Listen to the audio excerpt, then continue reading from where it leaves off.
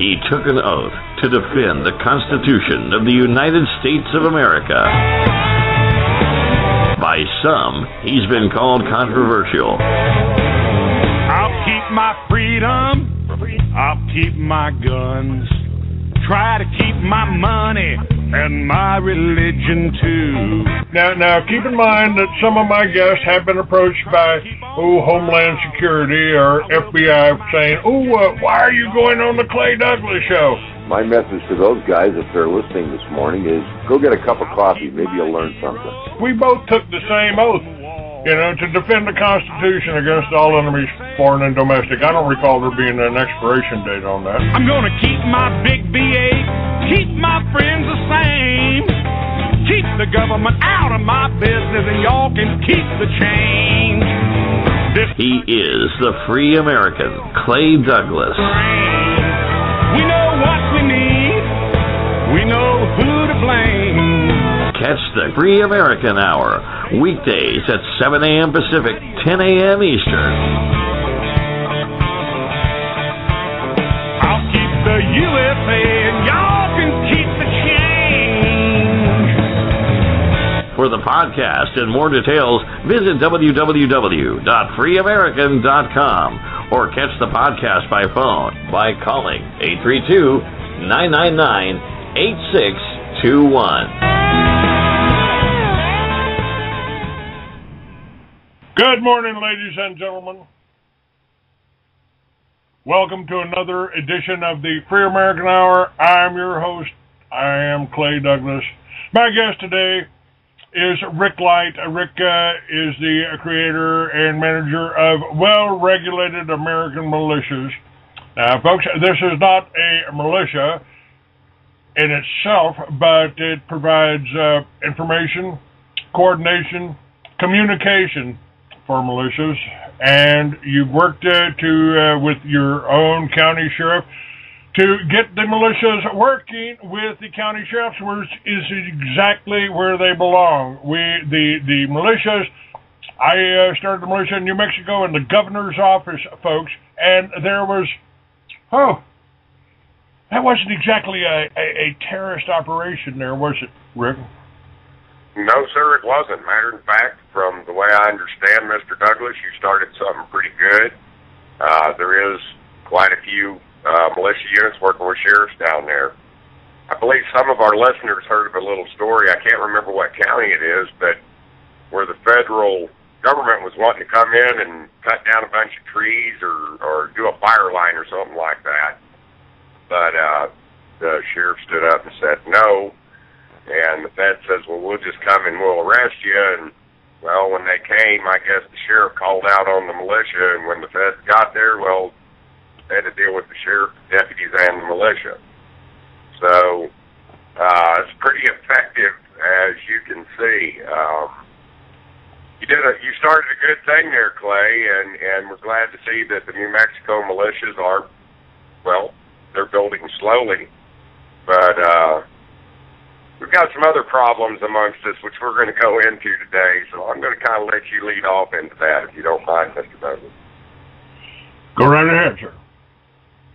Well, we've got a bad problem in the Patriot community where, especially on the Internet,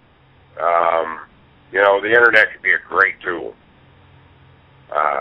Reach people clear across the United States, heck, clear across the world. But in the Patriot community, we seem to be just a little too busy trying to, fight each other as to focus on getting coordinated, looking professional, uniting in general, and then basically putting things together the way they really should be, which would be much more attractive to the American populace. People wonder why the American populace kind of holds us back.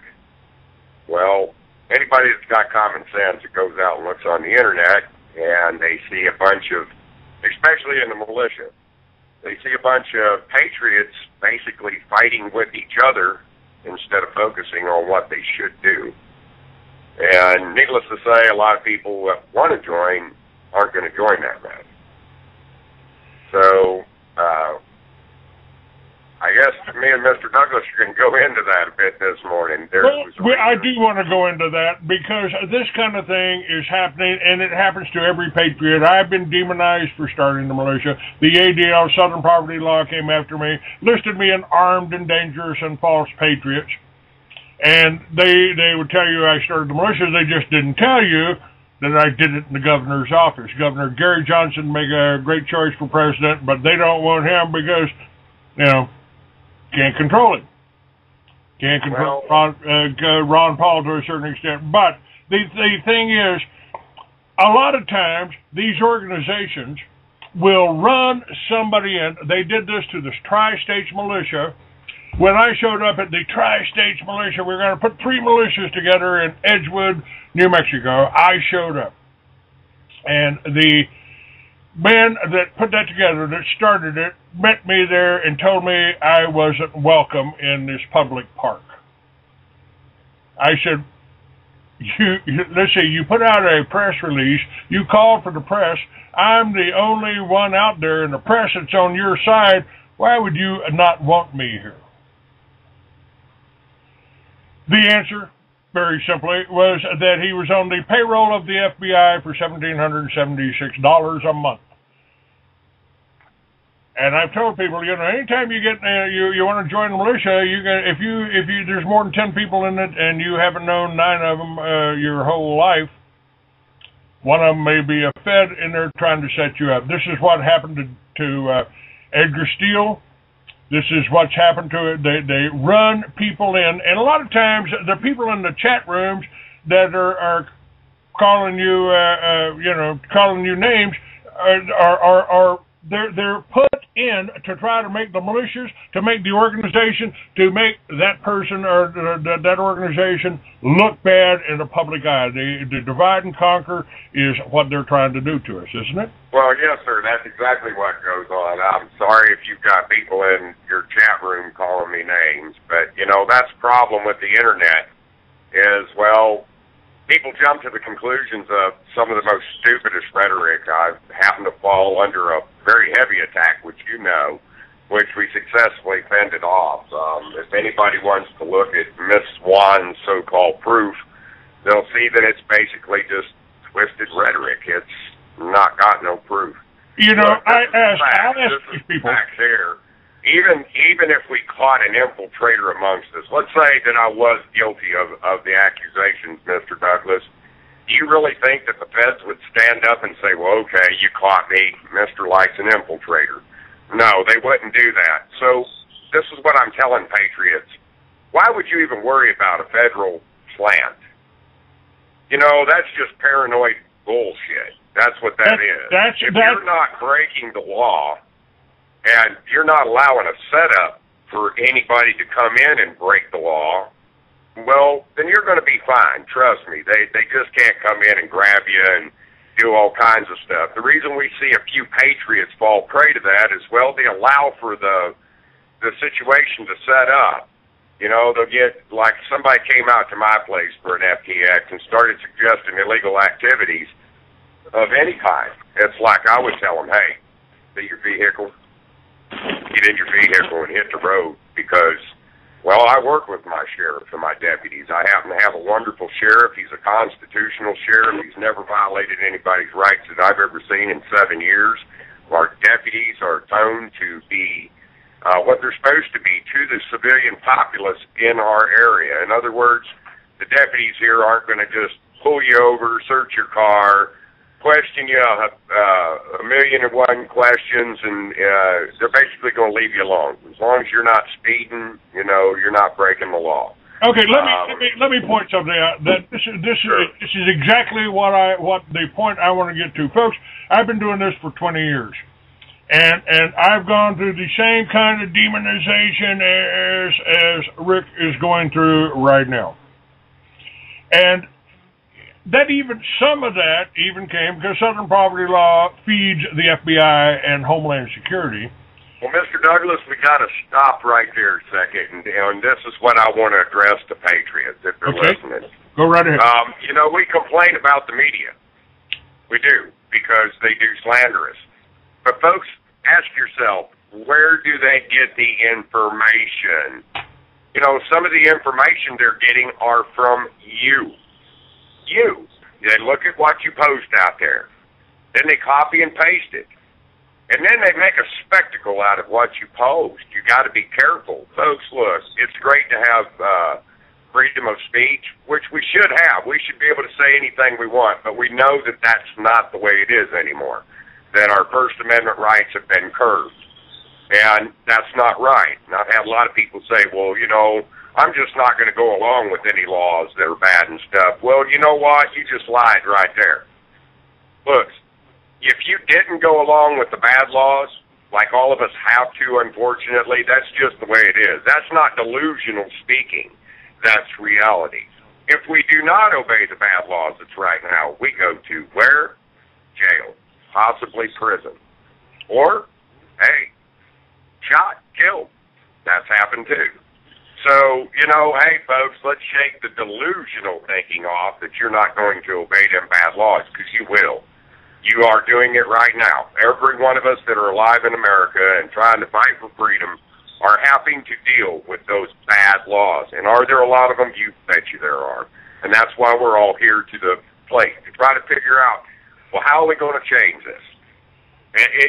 Some of us are even resolved to, well, hey, you know, if it comes down to the punch, we'll do like our founders did. We will do exactly what our founders did. They're not going to take our nation from us. I want to point out something. I took an oath back when I was 17 years old. I took an oath to defend the Constitution against all enemies, foreign and domestic. I read it. Yes, sir. I did too. I took that same oath, and I meant my oath to the letter. Now, the point I was going to make, folks, with all the demonization, oh, Clay started the militia, oh, Clay writes bad poetry, the FBI listed me in Guide to Right-Wing Extremists. That was put out in every police station in New Mexico. I got a copy, and I made 2 phone calls. One to the governor, one to the chief of the state police. The governor said, don't worry about it. And I said, well, that's easy for you to say, Governor, but, you know, I think somebody's trying to get me killed here. And the next call was to the chief of the state police, and he said, Clay, I've been reading your magazine for 10 years. You don't have anything to worry about from me or any of my men. I said, what about the sheriff in that little podunk Socorro, New Mexico? What if they think I'm some kind of dangerous character because of this crap? And he said, the governor recalled every one of those booklets from every police department in Texas. I don't think you got anything to worry about. That's good. That was his job. I got 1 year, couple of years back, 3 years back, I got in over $1 million in hot checks. I kept a file on them, and I walked into the FBI office and laid the files down. They said, gee, well, first of all, they said, hi, Clay, how are you doing?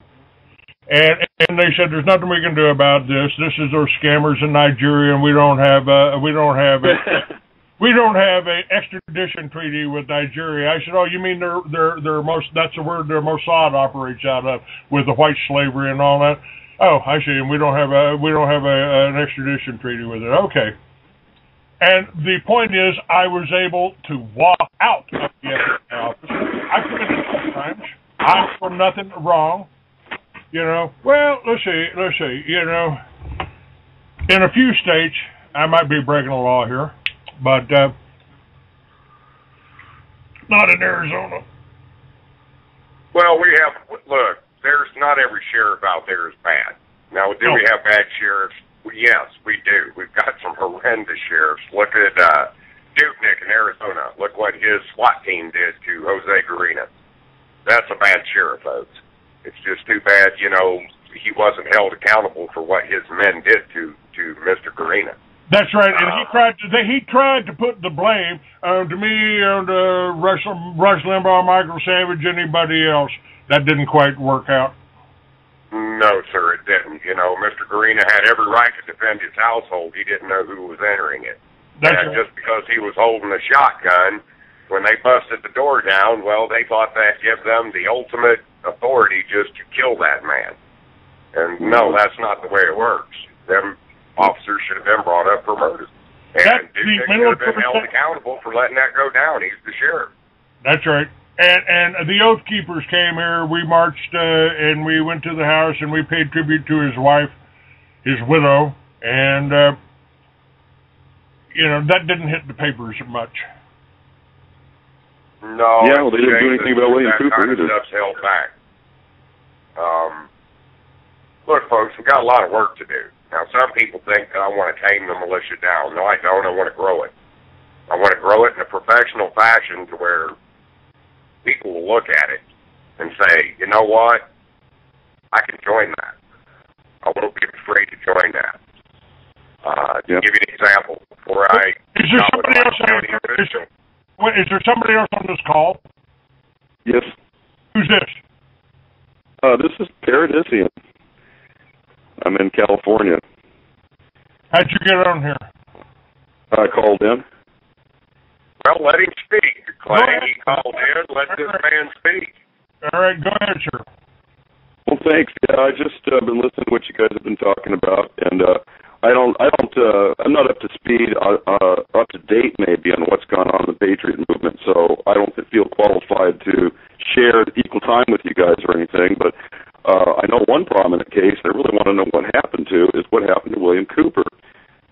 Same place, Arizona, Apache County Sheriff's Department, and some guys just basically came out there and murdered him, it seems to me, and it was the most high-profile case ever, and the militia didn't do anything about it that I'm aware of. There was nothing we could do. He was set up.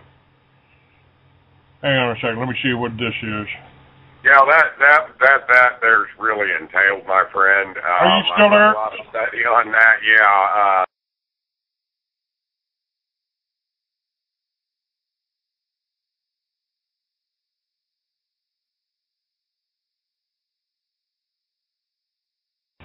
All right, we're back. Rick Light's my guest today, and I think that caller was actually on another network there, so I don't believe he's with us anymore. But the insight into Bill Cooper, I had a phone that I'd been using for many years, cell phone, and I was talking to Bill Cooper on it. And we made plans to put his magazine, Veritas, and my magazine together in some form or something. And I was supposed to go see him, and 2 weeks later, he was set up and shot by police posing as drunk teenagers. When he went out to chase them off, they shot him. Whether it was related to me, I don't know, but people I've had conversations on the phone with before, and the so-called accident that I have was all done over cell phones, some and Amdocs and Converse were the two companies the NSA got to tap our phones by George. How do you feel like to do that? Now, let me see. Let me play something here for a moment. We're talking here about the attacks on people. Now Rick's undergoing this right now. He is working with the sheriffs. He is working with. He's not doing anything wrong. And how would somebody off the street? How could I or you just jump up on the internet and go, Rick Light and Clay Douglas, they're federal snitches. They're child molesters. Well, that goes along with personal feelings. Either that or, look, they're put there for the purpose of creating division. Now, we've got two types of division out there. We've got the egotistical type that, Mr. Light made me mad, so I'm going to show him. I'm going to splatter bad information all over the internet, and, boy, everybody's just going to believe me. Well, wrong. That doesn't happen. I don't believe I'm suffering from the attack anymore. I had a show on it. Got a show on New Colony every Tuesday night. I'm on there, and it's the news with Minuteman. And we talk about, certain things going on within the militia, how to better the militia, things like that. Anything that has to do with militia, that's New Colonies night to listen about militia, whether it be good or bad. So, seeing how these attacks were so orchestrated and so massive, I mean, these people went way out of their way, folks. They tweeted it, they mass emailed it, they did everything. For 2 weeks this went on, and I'm the type that I don't like to bring internet drama out on the internet, so I stayed focused on what I should be doing, even though the attacks went on. But it got to a point where we realized it wasn't going to go away.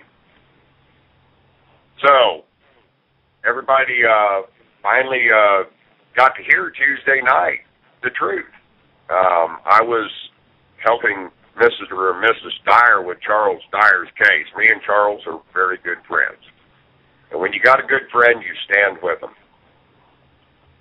And these people wanted to make my friendship with Charles into much more than, well, what it really was, that I was a federal infiltrator. I was a federal informant. Well, no, folks, look, I'm not going to get a hold of the FBI unless I got to get a hold of the FBI. And then it's not going to be in the fashion that a lot might think. You know, I try to keep away from the FBI the best I can, like y'all do. I don't trust them. I know what they've done in the past. But sometimes when you're in a position like I'm in with Charles or with WRAM, because people posting this idiotic rhetoric on there, threatening violence and stuff like that, well, guess what happens? I get visits. I get to visit. Sometimes the person making the comment gets to visit, but I get to visit about, well, Mr. Light, you understand that, you know, that's our job, is to monitor the internet, and if we feel like something could be threatening, well, we're going to go talk to you about it. Now, not that I made any threats that were threatening on there, that they've got a concern with me, but then there's the case of Charles Dyer.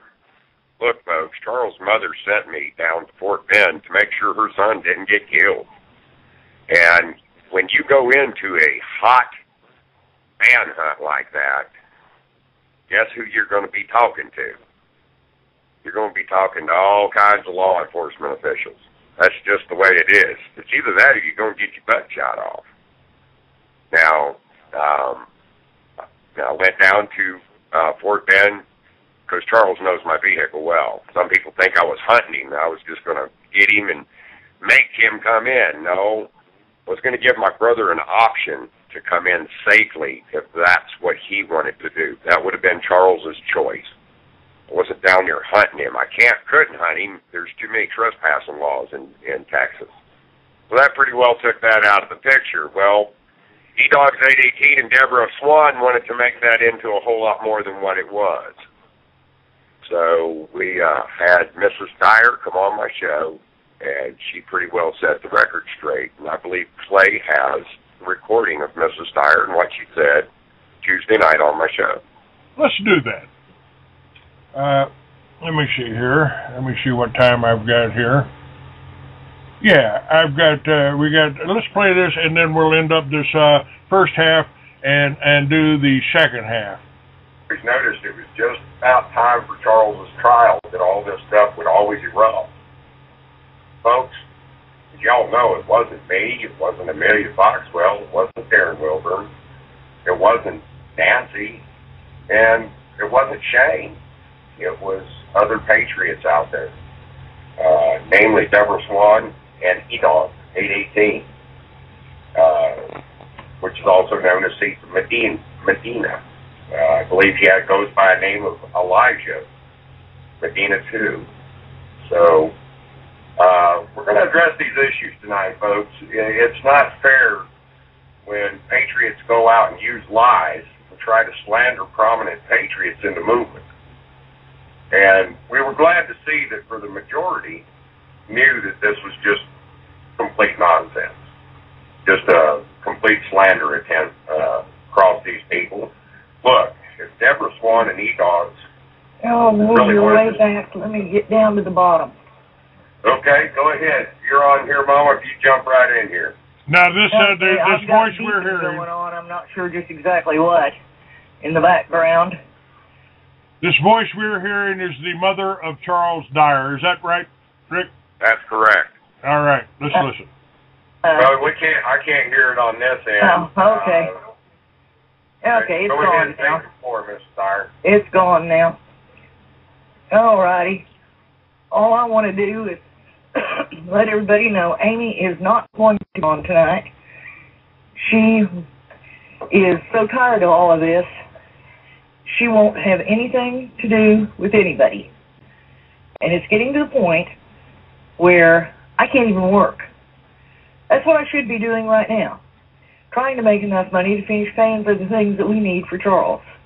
However, my 8 1/4 cents a line is being given up, at least for the little while. If anybody wants to type for 8 1/4 cents a line, which is 65 characters, go for it. See how much money you make. I have to work hard. Because of all of the stuff that Debbie and E-Dogs, or whatever he calls himself at the moment, have done, it is costing me just about everything I have. It's costing all of us just about everything we have.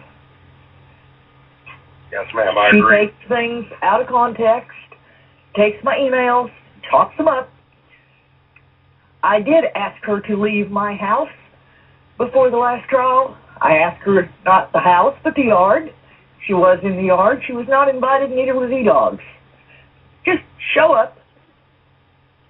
Told E-Dogs in my house, standing toe-to-toe with him, he's a slight bit taller than I am, that I did not appreciate what she had been doing. She could have taken Charles anywhere but Texas, across the state line, but she did anyway. That was not saving his life. She most certainly just took him down there and dropped him off. I'm not sure exactly how that saved his life. There are a lot of places in Oklahoma where there are not a lot of people that she could have taken him to, and he would not have been across the state line. But no. Ma'am, I agree with that. Got to take him across the state line. That's when I called and asked you, Rick, to see what you could find out. See, since you were down in that area, if you could find out exactly where he was. I didn't know who had taken him at the time or how he had gotten anywhere, but I figured if that's where they were looking for him, that's probably about where he was. And I know you got in some real trouble with him, but if she was trying to help... It was trouble, but it was Charles, and at your request, Mrs. Dyer, you told me to go get your son, and to keep him from getting killed. Exactly what I did. And by golly, that's what I was going to do. I am really put out with that. The emails that I have gotten have said that I did not ask her to leave. I just didn't want to talk to her at the moment. That is not true. I did send someone out into the yard to ask her to please leave the property and do not attend the trial. She had apparently, according to Charles, asked him to have the power of attorney changed from me to her. She has asked me multiple times to fire the attorney and let her handle this case. In the state of Oklahoma, if you try to do things common law, it is called a sham law, and you go to jail. We do have an attorney. We intend to continue using this attorney, and that is where it's going to be. She says that you, Shane, Darren, Amelia, and Nancy have all taken over my mind. You're doing mind control on me, and that I am not doing what I think needs to be done. I'm doing what you think needs to be done. I have a mind of my own, and I will do what I think is right. I am not stupid. I'm just old. I am tired of being treated like an idiot. I do have thoughts. I do have some intelligence. I do weigh some evidence. I come up with what I think is right, and that's the way it's going to be. It is my son. It is not her son. It is not anyone else's son except his dad and I. We have been in with this since the moment he called me from jail and said, Mom, I've been accused of raping my daughter. And my first word was, "Ew, what?" Because I was in disbelief. No one else has been in this position that I am in at all. I know what has happened. I know what is going on. No one else has been in this house 24/7 from the start of this 2.5 years ago, and no one has had the feelings, the stress, the tugging, and when Cecil Medina or E-Dogs or whatever he's going by today gets on there and he is holding up for Debbie when he stood in my house and told me, after I told him the way I felt, that he was not going to have anything to do with her anymore, and the minute he leaves the courthouse, he goes right straight back to her. To me, that is not truthful. Not at all. And if anybody wants to believe what they are putting out, that's their problem. But it is not truthful. They have not gotten any from this family to put out there as the truth. They are feeding on each other's ideas and feelings and thoughts, which are certainly not anything that's ours. Anybody wants to know exactly what is going on, send me an email. I may not get to it immediately because I am working and I only have so much time, and I cannot get on every website, spend 24/7 trying to figure out what website, what tweet, what Facebook, whatever it is that they're putting this stuff out on, they're going to be on next and answer every one of the things they put out. All that's doing is giving them credence. I refuse to do that. If anybody wants to believe them, I'm sorry. But at this point, there is nothing to what they're saying. All right, I'm going to stop it right there. I'm going to stop it right there. Yeah, that we've tried our best to oblige you in everything you've asked us. But I have called and asked any one of you guys to do something for me. It has been done. It does not matter. All right, I'm going to stop it right there. Rick, you still with me? Yes, sir. Okay. Yep. You know, this is Charles Dyer's mother who asked Rick for help. Rick's done everything they've asked you for, that she's asked you to do. You were there in the courthouse with Rick Dyer. Charles Dyer, I'm sorry, Rick. And you were there. Yes, sir. I've been at every trial. The first trial, I missed the proceedings as far as the trial went because I had some vehicle problems. But as soon as I got my vehicle fixed, I got there. And it was a good thing I did. Come up into mistrial. First thing Charles did when he come out the door is, "Where is my brother Rick?" And we were real happy to see one another. I was real glad it went into mistrial because, well, Charles has been being railroaded in this case. The sad part is, folks, is that even though there's been 2 mistrials, they still put him with the same judge in the same county, the same DA, everything, the same.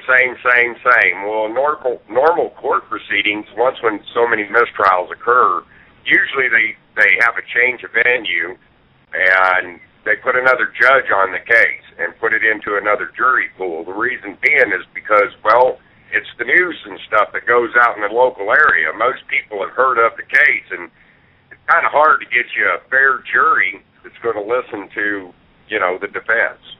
Well, that wasn't good enough. I actually watched the judge and the DA shut his defense down. His lawyer come out real strong on the first day of the trial and pretty well tore Valerie Dyer up on stage, folks. I mean, on the stand, he just riddled her. Well, I guess the DA didn't like that and the judge didn't like that, so day 2 and day 3 of the trial was pretty well a shutdown. As the DA would do their objections, the judge would sustain. The judge would tell the jury a lot of times, disregard that information. Now, there was also some evidence suppressed. Hard drive to a computer, which clearly shows that Valerie Dyer set Charles up and, well, had downloaded porn pictures that kind of coincided with what the daughter's claim was. In other words, it shows a possibility of being coerced. I've seen a video of an interview, and that was supposedly used as evidence against Charles. And, well, the interviewer clearly misdirects the child to what she wants the child to say. The child even one time says, "No, Daddy didn't do nothing to me" on the video, but then the lady redirects her back around to get a different result. The Abbott House was the one that done the interview, and, well, when you check into the Abbott House, you find out that their money comes from prosecutors from all over the United States. And they're trained for a conviction, not the truth. And it was quite evident to see. Look, folks, there is no evidence on Charles that he done that to his daughter. Period. There's no evidence. No DNA. Charles Dyer got convicted in a court in Stevens County, Oklahoma, to 30 years in prison over a story that has no backing or nothing. It's just a story. And that's troubling. That's part of the problem we're having. Just for our internet listeners, you can Google Charles Dyer, or what was his YouTube name? I've seen him on there a dozen times. July 4th Patriot. All right. And Charles woke a lot of people up, folks. He brought a lot of people to patriotism. He was an 8-year honorable Marine. He's a swell guy. I know him. I know him well. I've been through a lot with Charles on this. Rick, I've said on my radio show for the last 20 years, anytime a communist regime takes over a country, they go after 3 classes of people in order. They go after the farmers first because they don't want you to be able to feed yourself. They go after the intelligentsia next, anyone that's smart enough to know what they're doing and might be able to lead enough to pose a threat. Third, they go after the veterans and the law enforcement that are loyal to the old regime. And that's exactly what's happening here. That's what's happened to Grano. This is what happened to Charles Dyer. It's happening right now. They're trying. The SDA, the Southern Poverty Law Center, is trying to demonize patriots. They've been doing that for 20 years. They are trying to demonize veterans now, oath keepers now. They're afraid. They're afraid of people organizing, and they're sending these trolls out. This Dog or whatever his name is, Z-Dog, I spoke with him, and I basically hung up on him because, first of all, what can you do? What can you do if you just write down, Rick's an informant. Oh yeah, how would you know? Do the police report to you who all their informants are? How would you know, Joe Citizen over there on the internet, who's an informer and who's not? That's correct. And that's the point I made earlier, Mr. Douglas. Look, you're not going to be able to pinpoint the infiltrators by getting proof. But this is how you can pinpoint possibilities. Look, folks, it's this simple. Who's making the disruptions out there? Who honestly is doing that? Who's slandering who? Now, when we start to see slandering going on and somebody makes it a big sweep to try to push somebody down, well, folks, that's who we should be looking at to be possible problems. And like I said, it might not even be the fact that they're working for the government. It might be they're working for a special group, maybe the Southern Law Poverty Center or Southern Poverty Law Center. Or ATL. Yeah, these groups, they've got their little trolls that'll go out there and cause disruptions. And then we have egos. You know, you got egos out there. Well, Rick hurt my little feelings about something, so I'm going to teach him. I'm going to go out and just slander him in any way I can. I'm going to find all kinds of little things out there I can put together that twist people's distorted vision toward my view. Well, look, folks, this is the problem. We've identified the problem, but we have not identified what we're going to do about that problem. Now, we're going to have another show this Tuesday on New Colony. Again, it's Patriots versus Patriots, Part 2. And we're going to talk about, I'm going to get people to call in. We're going to talk about solutions to these problems. Now, as hateful as what it is, folks, when we see these people causing these problems, well, I think it's time to put them to the back of the bus. In other words, let's not discard them. Some of them could be patriots. They just got a distorted view. So, hey, put them to the back of the bus, ignore them for a while, let them feel a little lonely out there. Pretty soon they'll start behaving themselves. And if they don't, folks, we don't need them amongst us. We don't need them amongst us. Now, I myself have served 21 years in the militia movement. I've got a lot to offer the movement. I've seen it all done. Just like you, Mr. Douglas, you have seen militia group after militia group destroyed over egos, false accusations, all kinds of stuff. Now, we got to put an end to that.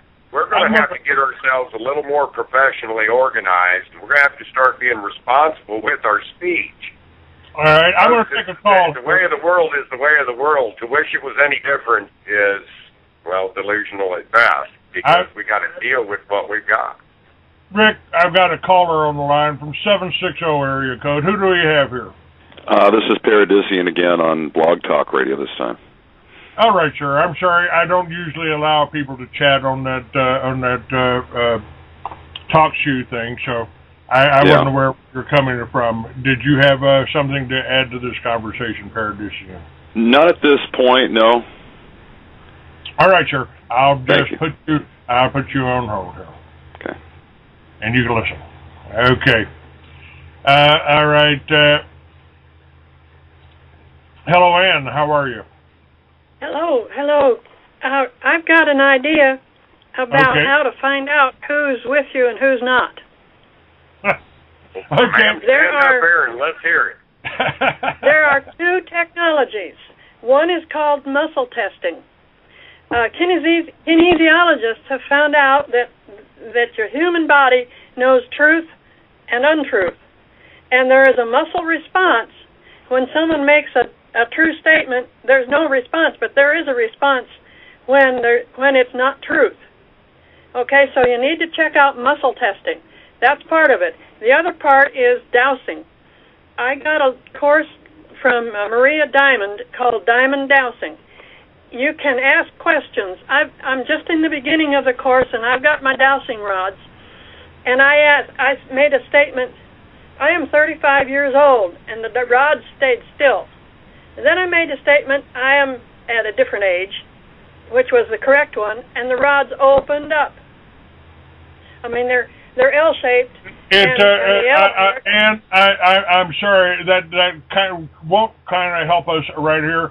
We're talking about the internet, ma'am. Work over the internet. You're talking about the internet. We're talking about the internet, ma'am, and it's kind of hard to tell somebody. Or you can ask questions of your dowsing rods. You can ask. All right, thank you, Ann. You can get the technology, and you will be able to find out who's with you and who's not in your militia group, or in any group, or in your family, or whatever. All right, Ann. Thank you very much. Thank you very much. All right, Rick. The internet is a problem. I mean, I get this all the time. You know, somebody's trying to. Bless her heart. She just didn't quite understand exactly what we're talking about. It's kind of hard to douse somebody over at the internet. If you believe in dowsing, that's fine. I'm one that you can believe what you want to believe. Personally, I don't believe in dowsing. Maybe there was something to her muscle reflex thing or whatever it was, but look. She's talking about physically being around somebody. We can't physically be with each other on the internet. Look, folks, it's hard to even really understand who you're dealing with on the internet. It really is. It is. You know, anybody can come into any profile or name and talk great and wonderful and all that, but you should be judging them by not what they're typing, but what are they really doing. Where do you see where they're putting anything forward that's tangible that you see results from? That's where we got to start focusing ourselves. people, we have to learn to unite. We've got to learn to quit trying to outdo one another and try to take each other's sites down, blah, blah, blah, blah, blah. You know, I could go on and on and on about that. We all see it happening out there on the Internet. Rick, this is all psychological warfare. And yeah, they're working it on they're working on the Internet. They got whole teams to do this and to monitor this. They're they want to shut people like you and I down because we're the resistance. We become the rebels when the communist government takes over. And every plank on the Communist Manifesto, folks, is all intact right now in America, from the central bank to the graduated income tax to the corporate farms. And they're poisoning you. They're killing us, Rick. Why, yeah, because we're letting them. We got to learn not to let that happen no more. That's what I'm saying. If people are listening to me today, look, folks, it's real simple. Tell them no, you don't want to hear it. Tell them, and if that's the way they're going to be, you know, that you want to get involved with something that's going to get results.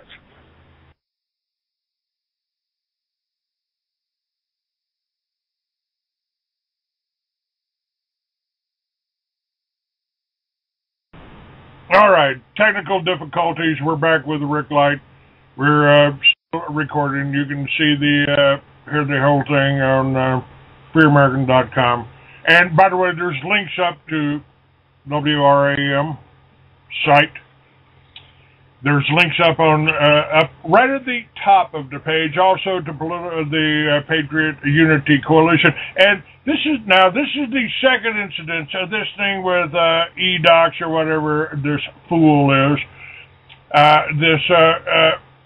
But we had another organization that you were working with, trying to put together, was called Patriot Unity Coalition. Now, that's still up there, but we were successful in putting it together. It just came under attack, Mr. Douglas, pretty quick. It just goes to show you there's people out there that's against us unifying. And, well, we know the source of that one.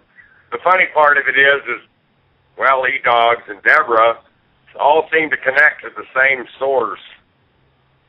We won't go into names, but they all seem to connect into that same source. So we'll leave the names out of that for right now. We don't have nothing that substantially proves anything, and we don't want to feed into the drama. But what we do want to do is come up with solutions on how to stop these attacks on other patriots. Let's get focused. Let's do something, folks. Let's get organized. Let's look professional in the militia. This can be done. Learn to put your anger in check. We've talked about this before, Mr. Douglas, about the chess game. Folks, we are in a big chess game. The opposition has the black pieces on their side of the board. We are the white side of the board. The black side, as far as those pawns go, our opposition, I'm not talking about black folks. Let's be logical here. I don't want somebody saying I'm a racist, because I'm not. I'm going to use the black pawns because it represents the dark side of things, and the white side looking at it as the light side of things. So it doesn't matter what color you are. If you're being negative toward this and you're fighting it, you're a black pawn. And if you're trying to be in a militia movement or a constitutional movement, the patriot movement in general, you're the white. I don't care what color your skin is. This ain't about skin color. Let's make that clear. Anyway, those the opposition keeps moving their pawns professionally against us. And what we do as the patriot movement is we move back in anger. Folks, anger equals irrational thought. It's not a rational move. What the patriot community needs to do is watch how our opposition moves their pawns on the board and then start moving our pawns accordingly to stop their moves. We don't do that. The reason why we don't do that is because we're too busy fighting amongst each other. We're too busy making personal issues top priority of our lives. We want to slander each other and try to knock each other down. The opposition ain't doing that. You don't see them doing that. They keep it together. They keep moving against us. They just keep taking our pawns out of the way. When you allow them attacks to prevail on good patriots that's out there working their butts off, like me, Amelia Foxwell, Nancy Genevieve, Shane, all those people that stood with Mrs. Dyer, you got a lot more, too.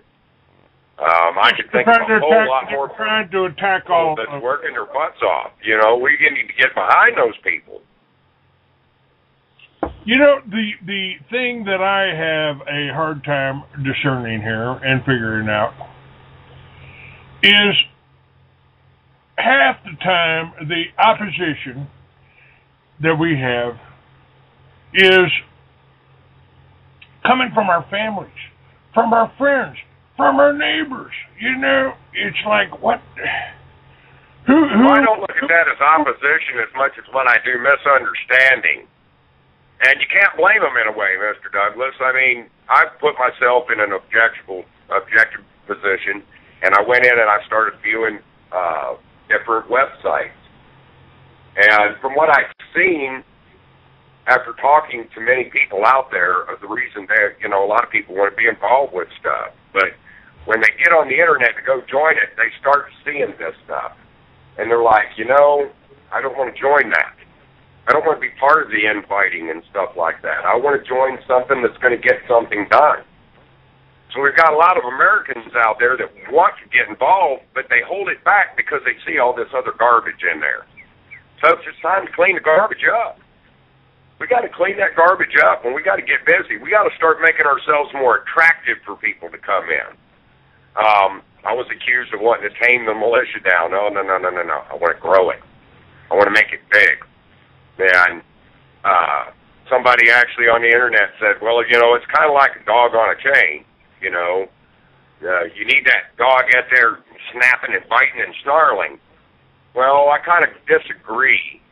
Do you want a mad dog on a chain that bites its own, because that's what we've got right now, or do you want a well-disciplined dog on a chain that will bite on command? I want the well-disciplined dog. I don't want the dog on the chain snapping and biting his own. I want the dog focused on what it's fixing to attack, if it's needed to be unleashed on whatever it is. And folks, the bigger we get, the more fear is installed in those electives. Naturally, just by watching us grow. If you want to growl on them, grow. That's the best way to growl. Because they're going to look out there and they're going to see, oh my God, these people have finally got organized. They're professional now. They've got sheriffs and deputies coming on board with them. They're really doing some decent things in society. Folks, it ain't going to be long before they're going to realize that they're in a heap of doo-doo. A heap of doo-doo. I was told by a congressman that I've been topic of Congress a few times, and I was shocked because I never thought for a minute that little old me would become topic of some congressmen in Washington, D.C. And I asked him, I said, well, you know, what was they saying? And he says, well, basically, Rick, they're scared to death of you. And I said, well, why? I'm not a threatening person, because I'm not. I don't go around threatening people. And he said, that's why. He says, it's your demeanor. You're a cool head. And they knew that if the militia ever listens to you, they're in a heap of trouble. So there you go, folks. Maybe that's what Deborah Swan and E-Dogs is all about. Never can tell. Then again, you know, hey, Debbie Swan used to be part of my FTXs that come in down here. We did have problems with her, and we did kick her out. Could just be the problem that I hurt her little feelings, and by golly, she's going to show me, just like she said. So she wanted to spread disinformation and lies into the Patriot community, and, well, E-Dogs helped her out. Well, folks, you got to hear the recording from Mrs. Dyer. It speaks for itself. Mama Dyer knows exactly what I've done for her son. I don't care what anybody out there knows. Mama Dyer and Papa Dyer know what I've done for their son. Give your before I end this recording, give your number out. Give your website. Give that information out. If anybody would like to join WRAM, please come in there, conduct yourselves, check out the rules. We have rules in the website. We expect them to be obeyed. That's your word. If you join the website, you've been given your word, you're going to keep the rules. We expect you to remain in a certain demeanor, respectful and all that. So I think there's 5 rules in the site, no deal. But it's www.ramsite.com. That's WRAM.com. SITE.com. Right. So it's okay. WRAMSITE.com, ramsite.com.